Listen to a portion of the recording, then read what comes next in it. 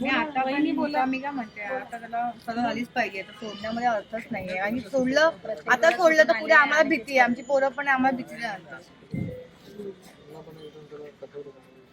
पण त्याच्या किती अशा केसेस आता झालेल्या आहेत. एक नाही, दोन नाही, चार. आम्ही लेडीज लोक एकट्या एकट्या घरी जाणार आहे. अख्खं घर सर त्यांचं कसं आहे, आम्हाला सगळ्यांना ना कोणी आम्ही इथले रहिवासी असल्यामुळे आम्हाला खूप असं वेगळं करतात. आणि सर हे बघा, कोणी घराच्या बाहेर पण येत नाही, बोलत नाही. आता भीतीच निर्माण ते झाली ना पत्रेत ताई. ना सर लावलेत त्यांनी, तिथं तो गंजा पियायचा. ऐकी ना ताई, वहिनी बरोबर आहे का? ताई बरोबर आहे. तिथं ना सेफ्टी आहे, ते लावले. तिथं सगळं होतं. तुम्ही बघा. तुम्ही आलेत, तुम्ही अशी येत राहा. आमच्या मंदिर नगरकडे सर कोण नाही बोलत, लक्ष नसतं, कोण नाही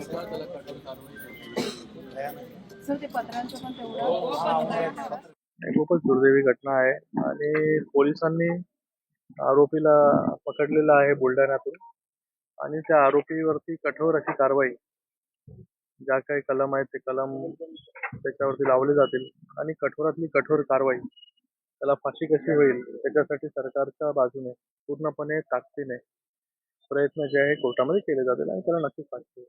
कल्याणमध्ये अनेकांनी दाखल आहेत आणि दरवेळेस तो कुठून येतो आणि अशा प्रकारचा मी आता ऐकलं बेलवरती तो बाहेर होता, मेंटल इलनेस त्याला वगैरे काहीतरी सर्टिफिकेट, या सगळ्या गोष्टींवरती आता चौकशी जी आहे पोलिसांची सुरू आहे.